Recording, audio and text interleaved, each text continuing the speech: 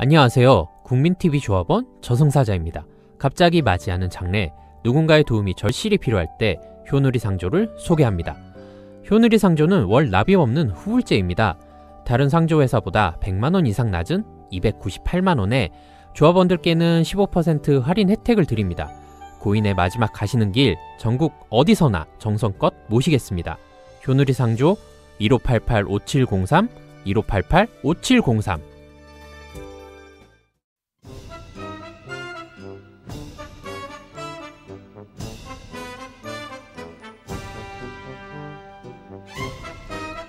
매주 수요일 격주로 만나는 시간입니다. 신민영 변호사의 판결을 판결한다.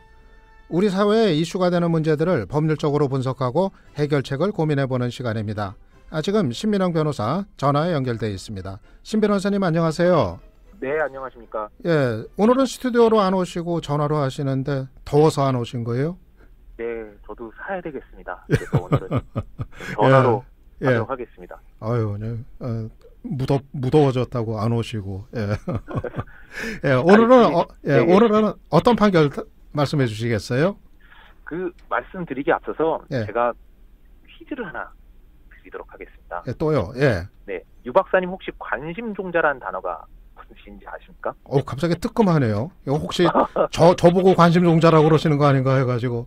관심종자면 저런 거 아니에요? 뭐 사람들 관심 끌려고 좀 유난스럽게 구는 사람 그런 거 아니에요? 유 박사님 평상시에 그런 말씀을 좀 들으시나 보죠? 예. 네, 맞습니다. 예. 그러니까 그 말씀하신 대로 사람들의 관심을 받고 싶어서 이상한 행동을 하는 사람이란 뜻을, 대충 이런 뜻을 가진 신조어인데요. 예, 예. 앞으로 이 누군가에게, 또 특히 뭐 유 박사님 같은 분에게 관심종자라고 얘기하시는 분이 있으면 예. 그 처벌 받을 수가 있습니다. 그 정도 얘기 가지고도 처벌을 받아요? 이 얘기 네, 뭐 예. 그냥 많이들 좀 하던데. 예. 네, 근데 그러니까 며칠 전 2018년 7월 21일 부산지방법원에서 이 사안에 대한 판결이 있었는데요. 그 소시오패스, 관심종자 같다는 댓글을 단 40대 남성에게 그 모욕죄로 벌금 100만 원이 선고된 판결이 있었습니다. 그래요? 아니 저는 제가 쓴 걸 댓글 보면은 이 얘기보다 훨씬 더 험악한 댓글도 많은데. 저 그거 다 그 법적 대응해야겠네요. 예. 네, 뜨끔하실 분들 있을 것 같은데요. 예, 예. 이 남자분 사례를 좀 말씀을 드리면, 그 요새 아파트 입주민으로 구성된 인터넷 카페 많지 않습니까? 예, 예. 근데 이제 이웃 주민이랑 좀 다툼이 있었나 봐요. 근데 그 이웃 주민을 지칭하면서 소시오패스, 관심종자라는 댓글을 달아서 처벌을 받았습니다. 예. 좀 더 그 자세히 알아봤으면 좋겠네요. 소시오패스는 뭐 그렇다 치더라도 관심종자라는 말은 또 뜻이 뭔지도 모르는 사람도 많을 텐데 그 정도 말 써도 이게 처벌이 되나 봐요. 네, 일단 뭐 사람들이 알고 모르고가 중요한 게 아니라 그 모욕죄의 기준은 제가 이제 판결에 있는 걸 그대로 인용을 하겠습니다. 예. 사람의 인격적 가치에 대해 사회적 평가를 저하할 만한 추상적 판단이나 경멸적 감정을 표현하는 게 모욕죄에 해당하는 행동입니다. 좀 복잡하죠? 예. 이거 복잡한 거 넘어서서 참 어렵네요. 네. 야, 그거를 그 기준을 이거 어떻게 적용해서 판단하는지 이거 좀 애매한 건 아니에요? 네, 그 쉽게 말씀드리면 그 한마디로 경멸하는 표현이라고 생각하시면 될 것 같습니다. 근데 이거 변호사님 제가 보기에도 이 경멸하는 표현이 뭐가 되는지, 그리고 뭐가 경멸한 표현이 아닌지 이게 좀 구분하기가 쉽지가 않습니다. 예. 제가 실제로 그 법원에서 문제가 됐던 사례를 또 역시 한번 퀴즈로 한번 드려보겠습니다. 이게 모욕죄가 되는지 안 되는지 한번 맞춰보세요. 이게 두 가지 사례가 있습니다. 하나는 누군가에게 네가 최순실이냐, 이 최순실 같은 사람아 예. 라고 한 경우가 있었고, 한 경우는 야, 넌 진짜 사람을 열받게 만드는 뭐 같은 녀석이구나, 국민을 우습게 보는 게 대통령이랑 비슷하다라고 한 사례가 있었습니다. 예. 그러니까 저는 하나는 최순실이냐라고 물은 사례고, 하나는 대통령이냐고 물은 사례인데, 둘 중에 하나는 모욕죄였고 하나는 무죄였습니다. 어떤 게 모욕죄였을 것 같습니까? 저는 저 같으면은 저보고 최순실이라 하면 진짜 모욕적으로 느껴지거든요. 네. 너가 최순실이냐 아니면 너 박근혜 아니냐 그러면 저는 진짜 모욕을 느낄 것 같아요. 네, 네, 맞습니다. 맞아요. 최순실이라고 하는 거는 모욕죄가 성립을 했는데, 대통령이랑 비슷하다라고 하는 건 무죄가 선고가 됐습니다. 예. 그럼 문제를 하나 더 이제 마지막으로 드리겠습니다. 그러니까 또 어떤 사안은 사람을 일컬어서 듣보잡이라고 예. 불렀고요. 또 다른 사안에서는 어떤 사람을 이렇게 일컬어서 삼류배우라고 예. 불렀습니다. 둘 중에 하나가 모욕죄고 하나가 무죄였는데 어떤 게 모욕죄였을까요? 아, 제가 기억나는 게 아마 변희재 씨가 이 네. 듣보잡이라고 했다가 아마 이거 법원에서 졌을걸요, 아마? 저는 그렇게 기억하는데. 명예훼손으로. 예. 네, 그렇지 않습니다. 이게 아니에요? 그러니까 예. 변희재 씨 사안은 아니었는데 예. 다른 사안에서 듣보잡은 모욕죄가 성립을 했고 삼류 배우는 이 정도는 괜찮다. 무죄가 선고됐었습니다. 예, 예. 그러니까 듣보잡이라고 하면은 이거 처벌받는 거 아니에요? 예, 맞습니다. 아, 변희재가 그랬다고요. 예. 네, 예, 맞습니다. 예, 예, 아, 이거 박사님, 네, 내공이 상당하십니다. 이게 예. 근데 대부분의 경우에는 이 모욕죄냐 무죄냐 이게 구분하기가 쉽지가 않습니다. 예. 그런데 이 문제는 이 구분하기 쉽지 않은 모욕죄로 처벌되는 경우가 점점 늘고 있습니다. 그 경찰 통계, 제가 그냥 일방적인 주장이 아니라 예. 그 경찰 통계를 살펴봤는데요. 과거 10년 동안 그러니까 이 범죄만큼 대폭 증가한 범죄가 없을 겁니다. 10년 동안 2.7배 증가했고 최근 들어 그 증가세가 지금 더 커지고 있습니다. 예. 그런데 문제는 앞으로는 이런 모욕죄가 점점 더 늘 거라고 저는 보고 있습니다. 계속 더 늘어날 거다. 네. 왜 그럴까요? 그 사람들이 모욕을 더 많이 해서 그런 건가요? 저는 이제 그건 아니라고 봅니다. 네. 이제부터는 뭐 저의 해석인데요. 어차피 이 박사님도 아시겠지만 어차피 욕설 같은 건 옛날이 많으면 더 많았지. 하긴 그래요. 옛날에도 예, 쌍욕들 맞습니다. 많이 했어요. 예, 맞습니다. 예. 뭐 운전하다가도 뭐 무지기술을 하고 그랬는데 요새라고 특별히 증가하는 건 아니거든요. 제가 볼 때는 이 모욕의 증가 원인은 인터넷과 그 스마트폰의 사용 증가 때문이라고 보고 있습니다. 예. 예, 어떻게 달라질까요? 예. 옛날에는 보통 말로 모욕 행위를 많이 하지 않았습니까? 근데 이 말로 한 모욕 행위는 처음부터 작정을 하고 녹음을 한 것이 아닌 이상 나중에 정확히 어떤 말을 했는지 알기가 쉽지가 않습니다. 고소를 하려고 해도.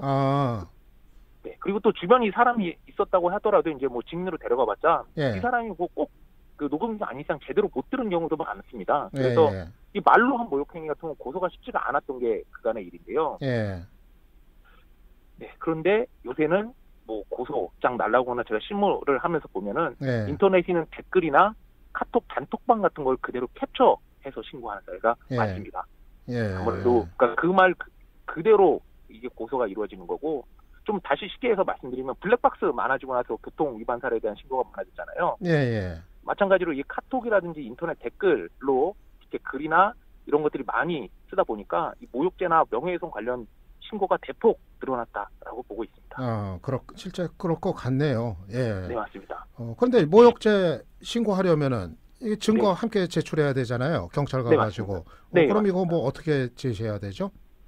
뭐 일단은 혹시 고소를 원하시는 분들 같은 경우는 그냥 캡처를 해가지고 그냥 가져가면 됩니다. 그러니까 네. 그만큼 굉장히 모욕죄나 명예훼손죄 고소하기가 쉬워진 환경이 된 거죠. 예. 그러면은 반대로 이 모욕죄 함부로 뭐 댓글 올렸다가 이 모욕죄로 또 고소당할 수 있고 그런데 뭐 어떻게 해야 모욕죄 피할 수 있죠? 아까도 말씀드렸지만 그 변호사인 저도 정말 어렵습니다. 하지만 좀 그나마 대략적으로 기준을 드리자면 두 가지 기준 정도 드릴 수 있을 것 같은데 첫 번째는 일단은 욕설이나 이런 종류의 얘기는 무조건 피하셔야 될 겁니다. 예. 그리고 좀 더 들어가자면 그러니까 상대방을 한 단어로 단정해서 부르는 건 좀 피하시는 게 좋습니다. 가령 예를 들면 뭐 오늘 문제됐던 관심종자라는 말 대신에 뭐 좀 풀어서 분란을 일으켜서 동네가 시끄럽게 만드는 사람이라고 한다거나 아니면 뭐 최순실이라는 말 대신에 뭐 당신은 국정농단을 일삼는 사람 같은 사람이라고 뭐 한다는 이렇게 표현하는 게 방법이 될 수 있을 것 같습니다. 예. 그렇게 해도 그것도 또 좀 어렵긴 하네요. 네, 정말 쉽지 않습니다. 저 같은 경우는 사실 변호사 된 후에 누군가를 비판하는 댓글을 아예 달지 않습니다. 그 몇몇 사람들이 또 유명인들이 아시겠지만 고소를 악용하는 경우가 많습니다. 예. 자기한테 듣기 싫은 소리 하는 사람을 입막하기 위해서 일단은 뭐 좀 이상한 댓글이 달리면 그거 캡처해서 쉬워진 고소 방법을 이용해서 고소를 일삼는 거죠.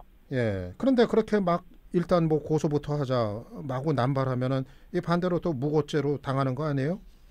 이 사람들이 다 알고 그러니까 무고죄가 안 되는 걸 알고 그러는 겁니다. 그 무고죄가 성립을 하려면 예. 사실이 아닌 내용을 가지고 신고를 해야 모욕죄가 성립을 하는데 이게 어쨌든 그런 내용의 댓글 자체는 있었던 게 사실 아닙니까? 예.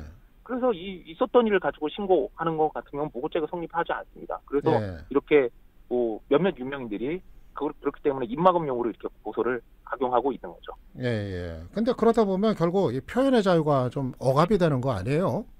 네. 그러니까 그래서 좀 그 모욕죄 자체를 폐지하자는 주장이 여러 군데서 있는 상황입니다. 이게 표현의 자유라는 게 그 위축적 효과라고 박사님은 잘 아시겠지만 있습니다. 예. 그러니까 시비라는 행위를 문제되고 정말 그러니까 이런 표현은 우리 사회에서 정말 사라져야 된다 해서 처벌을 하기 시작하면 10만 사라지는 게 아니라 그 옆에 있는 9 아니면 11에 그 해당하는 행위 역시도 혹시 나도 처벌되는 거 아닌가 하고 입 자체를 다물기 시작하는 효과가 발생을 하는데 예. 이렇게 모욕죄 관련해서 처벌이 늘다 보니까 그 인터넷에서도 요새 막 그런 혹시 댓글도 보셨을 겁니다. 그러니까 메모장 기자 예. 이런 댓글도 보셨을 예, 저거 처음 그거 무슨 소리인지 몰라가지고 네. 검색해보고 그랬어요. 처음에는. 예. 네, 맞습니다. 이렇게 모욕죄 관련해서 고소가 늘고 처벌이 늘다 보니까 그 정당한 풍자, 유머 자체도 이제 사람들이 자제를 하는 그런 상황이 벌어지고 있습니다. 그래서 예. 아까도 말씀드렸지만 저 같은 경우가 이 위축적 효과에 좋은 예가 될 수 있을 것 같은데 예. 변호사님 저도 인터넷 기사에 댓글 달기가 무서워서 아예 그냥 문제 될까 봐 댓글을 그냥 아예 안 달고 있는 그런 상황이 벌어지는 거죠. 예. 뭔가 좀 대책 같은 건 없을까요? 뭐 아까 말씀드렸지만 그러니까 뭐 여러 법조계에선 적어도 모욕죄 그리고 그 사실을 적시해서 그러니까 사실을 적시해서 명예훼손을 하는 죄는 아예 없애자라는 운동이 일각에서 있고 글쎄요 저 역시도 좀 이 형사 고소를 통해서 이런 표현의 자유 문제를 해결하는 게 아니라 예. 정 문제가 된다면 민사라든지 예. 민사소송이라든지 아니면 뭐 손해배상을 통해서 해결하는 방법이 좀 좋지 않을까. 예. 저도 이렇게 조심스럽게 의견을 개진해 봅니다. 예. 근데 솔직히 또 화가 나면 경찰로부터 달려가게 돼요. 예. 네, 뭐 이해는 합니다. 네. 예, 알겠습니다. 예, 오늘은 모욕죄에 대해서 공부 잘했습니다. 예, 시간 내주셔서 감사합니다. 네, 감사합니다. 예, 지금까지 신민영 변호사였습니다.